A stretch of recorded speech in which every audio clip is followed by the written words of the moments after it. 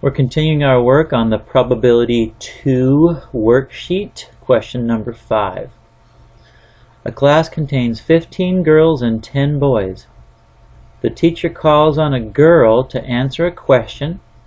If the teacher will not select the same student, find the probability that the next random student selected will be. Okay, so they've already selected a girl, and they're not going to pick her again.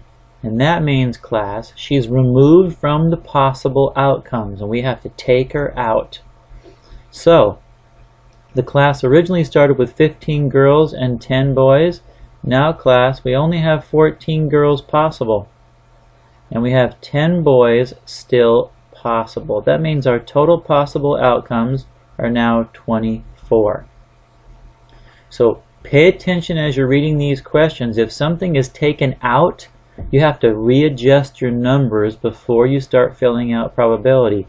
Just like if we were picking shapes out of a bag and not returning them in the bag, every time we take a shape, the probabilities change.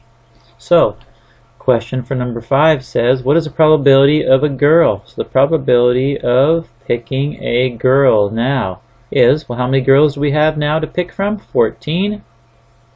How many total students in the class, or total outcomes?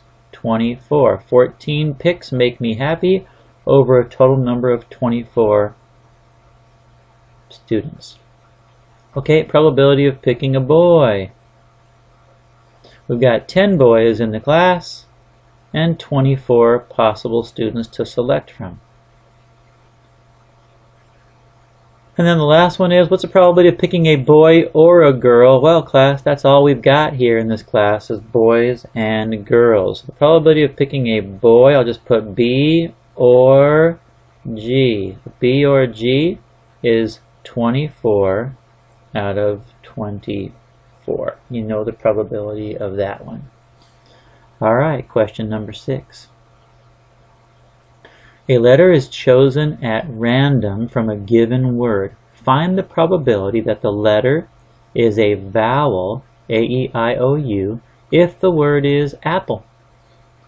Alright, so we're going to pick a letter randomly from the word apple. What's the probability of it being a vowel? Well, how many vowels do we have here? 1, 2, A and E. So we got 2 vowels. How many letters possible? 1, 2, 3, 4, 5. So 2 out of 5. How about banana? 1, 2, 3. 3 vowels.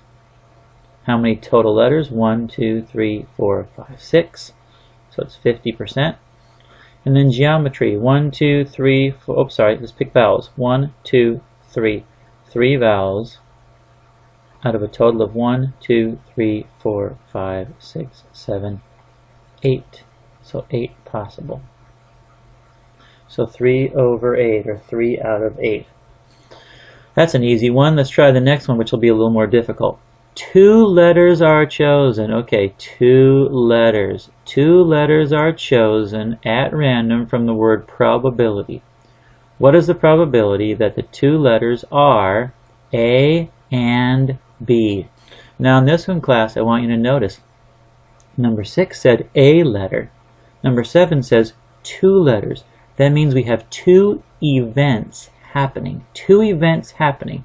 We're going to pick a letter, leave it out, because you can't pick the same letter when you're picking 2 of them.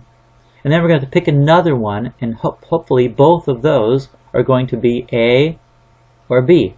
Either one of those will make me happy.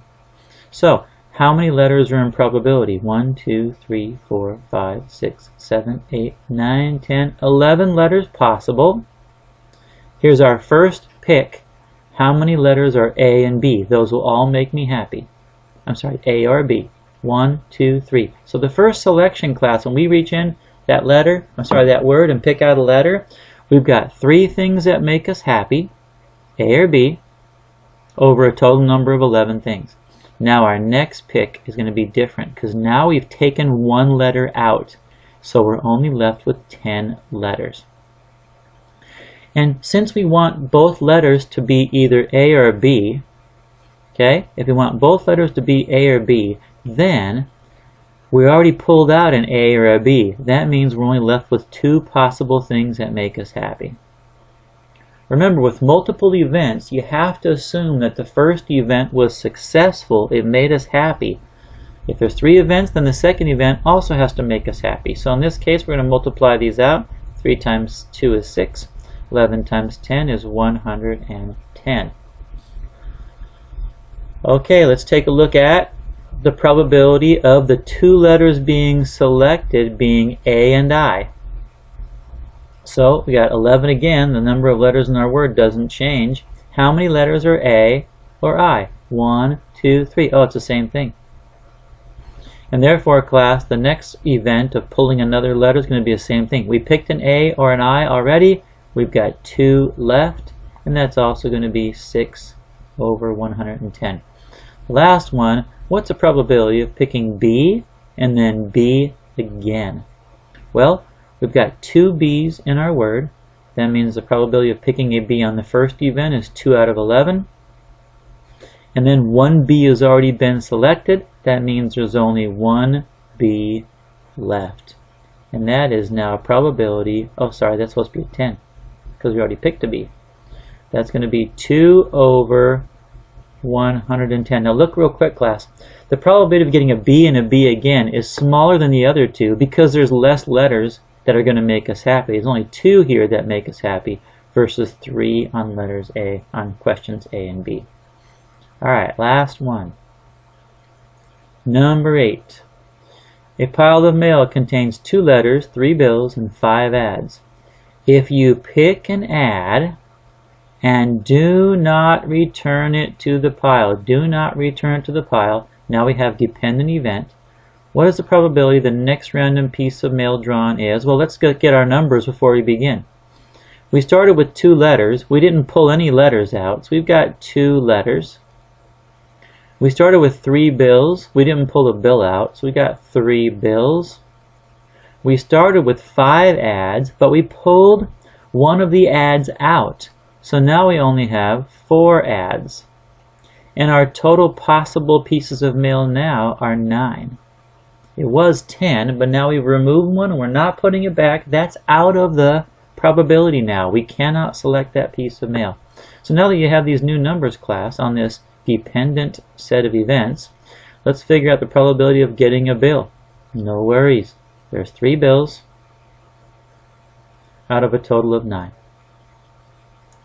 Probability of picking a letter. There are 2 letters out of a total of 9. The probability of not picking an ad. How many of these are not an ad? We got 2 letters and 3 bills. 5 of these are not an ad. That means it's 5 over a total number of 9. And then the probability of picking a bill or an ad. So I've got 3 bills and 4 ads. That means if either one of these makes me happy, I can add those together. 3 plus 4 is 7. And I've got 7 things that make me happy over a total of 9. Alright, their job now is to make sure you have converted all of these to percents. I hope you tried the problems first and then use the video to check and see if you understand them. If you just watch the video, class, just go to the end and just write the answers. You're not getting the practice you need for the upcoming test. So hopefully you've practiced these, and if you made mistakes, you understand where you messed up and you have corrected your thinking. Alright, this worksheet is finished.